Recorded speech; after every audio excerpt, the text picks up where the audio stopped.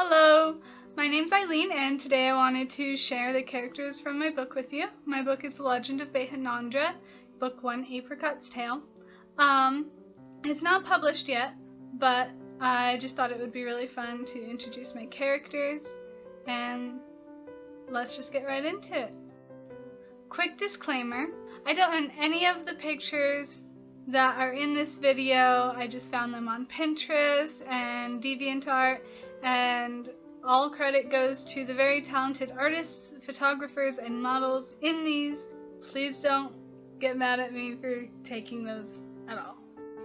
So we start with Apricot. She is the princess of the North Kingdom. She is the protagonist of my book, and the first book is named after her, Apricot's Tale.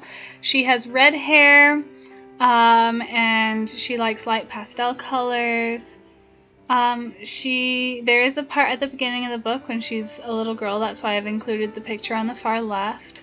I got inspiration for her look from several places. Like, you'll see the Anastasia dress there. Those are the kinds of sleeves that would be on her dress, what she would wear. And then in the bottom right hand corner is her moonlight colored cloak that she wears throughout the book.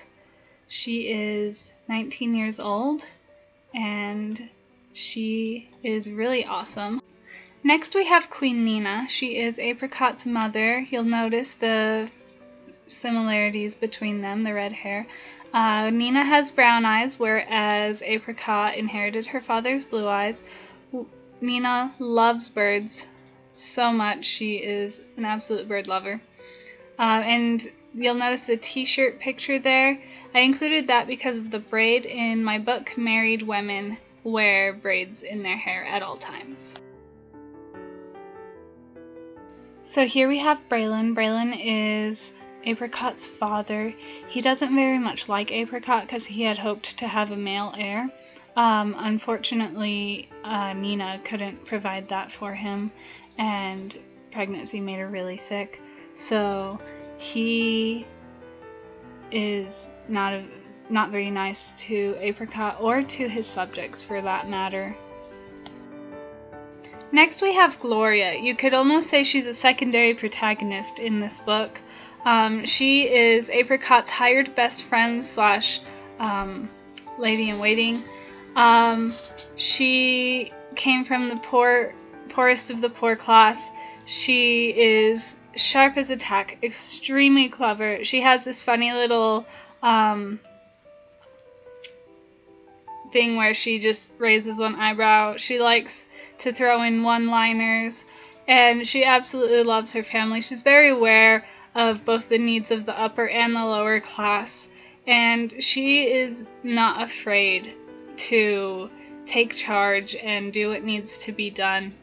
She actually learns how to read in just a few days in the book, which I think showcases just how smart she is and how quickly she's able to accomplish things. So next we have Gregor, and Gregor is Gloria's little brother. Their family likes the G names. He is just as clever and smart as she is. He's actually 10 years old in the first book until the end of the very last chapter, and he is the protagonist of the second book. He does get quite a few chapters to himself in the first book, because he ends up needing to go his own way and confronting mermaids. Next we have Helena and Dieter. They are Gloria and Gregor's parents. Helena grew up as an orphan, and she was pretty much alone until one day she caught this bandit that was stealing from the bar, and that happened to be Dieter. Dieter grew up in the mountains with a group of bandits, and he decided to leave that life behind because he didn't want to murder or do really, really awful things. So he left them and stumbled upon the North Kingdom. Next is Peter. He's Gloria's love interest, and he starts as a kitchen boy in the book, and then he becomes head chef. He is absolutely charming, and everything he does is for Gloria, and they are so in love, and it's just so darling, and I love it. I did give him a pretty broad description, which is why the pictures don't look all exactly the same.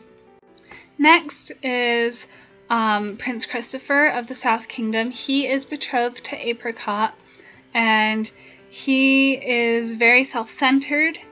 Everything he does is for himself. You'll notice I added a picture of Prince Humperdinck because that is who I think of when I'm trying to describe Christopher. And he is just, oh my gosh, he's such a snot, totally self-centered. On the opposite end of that spectrum, we have Jasper. Jasper is a warlock and a hermit that lives in the woods.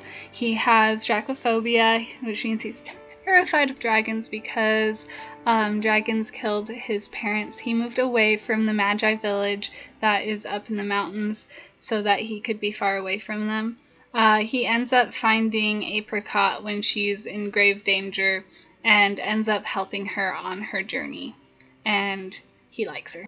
Next we have Lyra. Lyra is a mermaid. She's actually 9 years old, even though these pictures depict a grown-up mermaid. It's very hard to find pictures of a young mermaid. She's got blonde hair and a copper tail, brownish copper tail.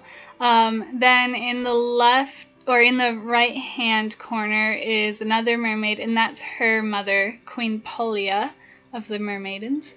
And you'll notice that they look completely different. You might be wondering how that's possible for that to happen. And in my book, mermaids take on the race of their father, and also there's no such thing as mermen, so all of their fathers are whatever humans they were able to drown from the ships. The last person I wanted to include in this video is Alka. I included him because he tends to be a fan favorite of my beta readers, and he is basically these two, Diggory from Chronicles of Narnia and Ollivander from Harry Potter, if you could mix those together. He is a wizard, which is different than a warlock. It means he needs to use a wand rather than not. And he's just a very sweet old man, and he cares very much. Well, those are my characters. Obviously that's not all of them. I realize I didn't actually reveal any of the villains in this video. Yeah, maybe I'll do that in another video. Who knows? Have a great day. Make sure to like, comment, and subscribe. Bye.